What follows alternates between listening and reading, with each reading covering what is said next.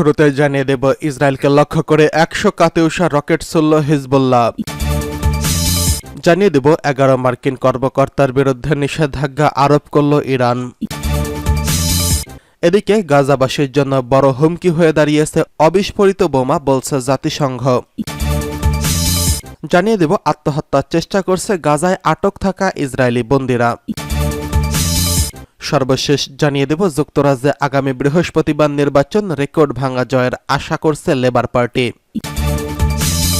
ইসরায়েলকে লক্ষ্য করে ১০০ কাতিউষা রকেট ছুড়ছে হিজবুল্লাহ। দখলদার ইসরায়েলের হামলায় লেবাননের শক্তিশালী সশস্ত্র গোষ্ঠী হিজবুল্লাহর এক শীর্ষ কমান্ডার নিহত হওয়ার প্রতিবাদে ইসরায়েলকে লক্ষ্য করে ১০০টি কাতিউষা রকেট ছুড়েছে সংগঠনটি। কাতার ভিত্তিক আন্তর্জাতিক সংবাদ মাধ্যম আল জাজিরার এক প্রতিবেদনে এই তথ্য জানানো হয়েছে। এক বিবৃতিতে হিজবুল্লাহ জানিয়েছে, জ্যেষ্ঠ কমান্ডারকে হত্যা করায় ইসরায়েলের দখলকৃত গোলানে দুটি স্থানে এসব রকেট ছোড়া হয়েছে। তারা বলেছে, হিজবুল্লাহ যোদ্ধারা গোলান ডিভিশন হেডকোয়ার্টারে নাফাহ ব্যারাক এবং আকাশ ও ক্ষেপণাস্ত্র প্রতিরক্ষার হেডকোয়ার্টারে কেইলা ব্যারাকে হামলা চালিয়েছে। তারা আরও বলেছে, ইসরায়েলি শত্রুরা লেবাননের উপকূলীয় শহর তায়াতে যে হামলা চালিয়েছে এবং হত্যা চালিয়েছে সেটির জবাবে অংশে এই হামলা করা হলো। দখলদার ইসরায়েলের হামলায় হিজবুল্লাহর অন্যতম জ্যেষ্ঠ কমান্ডার নিমার নাসের নিহত হন। তিনি হজ আবু নিমা নামেও পরিচিত। ইসরায়েলি হামলায় তারা দেহরক্ষে প্রাণ হারিয়েছেন। প্রসঙ্গত, গত বছরের অক্টোবরে ফিলিস্তিনের সশস্ত্র গোষ্ঠী হামাস এবং ইসরায়েলের মধ্যে যুদ্ধ শুরু হওয়ার পর এতে যোগ দেয় লেবাননের শক্তিশালী গোষ্ঠী হিজবুল্লাহ।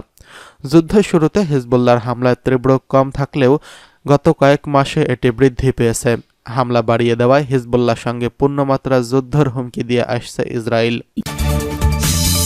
এদিকে ১১ মার্কিন কর্মকর্তার বিরুদ্ধে নিষেধাজ্ঞা আরোপ করল ইরান। আমেরিকার বিভিন্ন বিশ্ববিদ্যালয় ফিলিস্তিনপন্থী শিক্ষার্থীদের বিক্ষোভে দমনপীড়ন চালানোর অভিযোগে আমেরিকা অন্তত ১১ জন পুলিশ কর্মকর্তার বিরুদ্ধে নিষেধাজ্ঞা আরোপ করেছে ইরান। গত ৭ই অক্টোবর ইহুদিবাদী ইসরায়েলের বর্বর আগ্রাসন এবং শুরু করলে আমেরিকা বিভিন্ন বিশ্ববিদ্যালয় শিক্ষার্থীদের তার প্রতিবাদে বিক্ষোভে নামে। বুধবার ইরানের পররাষ্ট্র মন্ত্রণালয় জানিয়েছে, মানবাধিকার লঙ্ঘন এবং সন্ত্রাসী কর্মকাণ্ড প্রতিরোধে আইনের আওতায় মার্কিন কর্মকর্তাদের বিরুদ্ধে শাস্তিমূলক ব্যবস্থা নেওয়া হয়েছে। Georgia, Texas, Florida, Boston, Columbia, Arizona সহ বিভিন্ন অঙ্গরাজ্যে পুলিশ কর্মকর্তাদের বিরুদ্ধে এই শাস্তিমূলক পদক্ষেপ নেওয়া হলো। এসব কর্মকর্তাকে ইরান কালো তালিকাভুক্ত করেছে। ইরান জানিয়েছে, নিষেধাজ্ঞার আওতায় আনা মার্কিন পুলিশ কর্মকর্তারা ইরানি অর্থব্যবস্থা এবং ব্যাংকিং সিস্টেমে লেনদেন করতে পারবেন না। তাদের সম্পদ জব্দ করা হবে এবং তাদেরকে ইরানে প্রবেশের ভিসা দেওয়া হবে না। এদিকে গাজাবাসীর জন্য বড় হুমকি অবিস্ফোরিত বোমা, বলছে জাতিসংঘ। গাজা উপত্যকায় বোমা বর্ষণে ধ্বংসযজ্ঞে পরিণত হওয়া এলাকাগুলোতে ফিরতে শুরু করেছে সাধারণ মানুষ। এই অবস্থায় এলাকাগুলোতে থেকে যাওয়া অবিস্ফোরিত বোমাগুলো বড় ধরনের হুমকি হয়ে দাঁড়িয়েছে বলে জানিয়েছে জাতিসংঘের শরণার্থী বিষয়ক সংস্থা।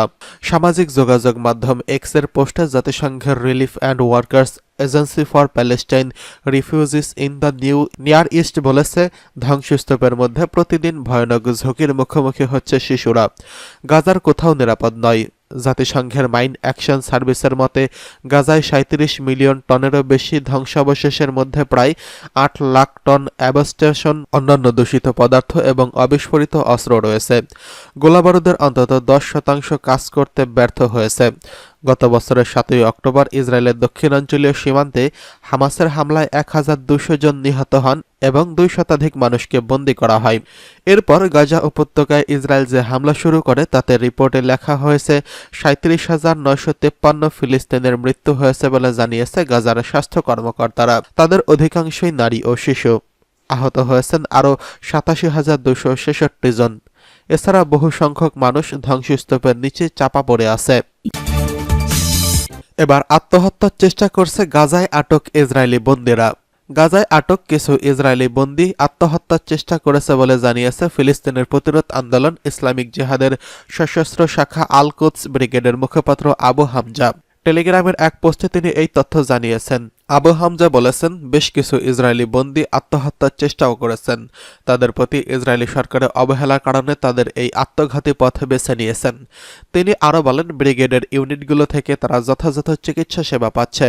অথচ বন্দী হওয়ার আগে দেখা গিয়েছিল ইসরায়েলি বাহিনী ফিলিস্তিনিদের যেভাবে চিকিৎসা সুবিধা থেকে বঞ্চিত রেখেছিল, ফলে তাদের বাহিনীর ওসব দৃশ্য এখন তাদের পীড়া দিচ্ছে।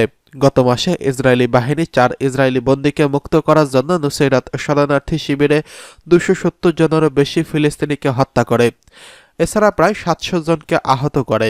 গাজার স্বাস্থ্য মন্ত্রণালয়ের তথ্য মতে গত 7 অক্টোবরে তেল আবিব ফিলিস্তিনি প্রতিরোধ আন্দোলন হামাসের বিরুদ্ধে যুদ্ধ শুরুর পর থেকে রিপোর্টে লেখা পর্যন্ত গাজায় কমপক্ষে 37,953 ফিলিস্তিনি নিহত হয়েছেন।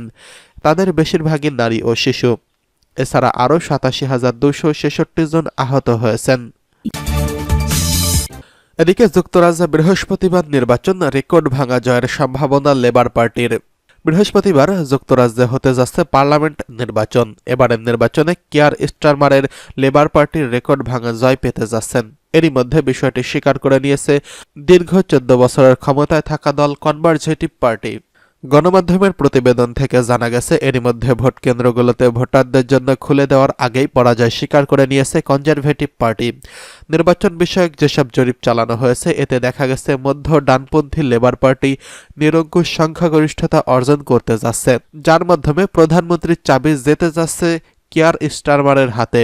নির্বাচনী প্রচারণায় শেষ দিনে কনজারভেটিভ পার্টির প্রধান ও সাবেক প্রধানমন্ত্রী ঋষি সুনাক এবং লেবার পার্টির প্রধান স্টারমার প্রচারণা চালান।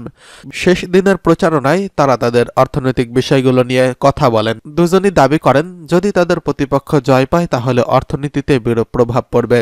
লেবার পার্টির কাছে কনজারভেটিভ বড় ধরনের ব্যবধানে হারবে বলে জানিয়েছেন কনজারভেটিভ মন্ত্রী মেইল স্টাইড। গণমাধ্যমকে বলেছেন, আমি পুরোপুরি মানি এই মুহূর্তে নির্বাচনের অর্থ হলো কাল হয়তো লেবারের সবচেয়ে বড় ভূমিধস জয় দেখতে পাবো আমরা। এখন বড় যেই বিষয়টি হলো বিরোধী দল হিসেবে আমরা কি করতে পারবো। ঋষি সুনাকের মেইল স্টাইবের এমন মন্তব্য সম্পর্কে জিজ্ঞাসা করা হলে তিনি আইটিভিকে বলেন, আমি প্রত্যেকটি ভোটের জন্য লড়াই করছি।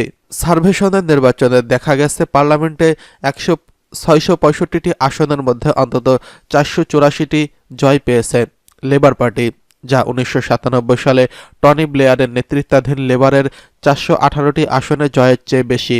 সেবার ব্রিটেনের ইতিহাসে সর্বোচ্চ আসনে জয়ের অনন্য কীর্তি গড়েছিল লেবার পার্টি।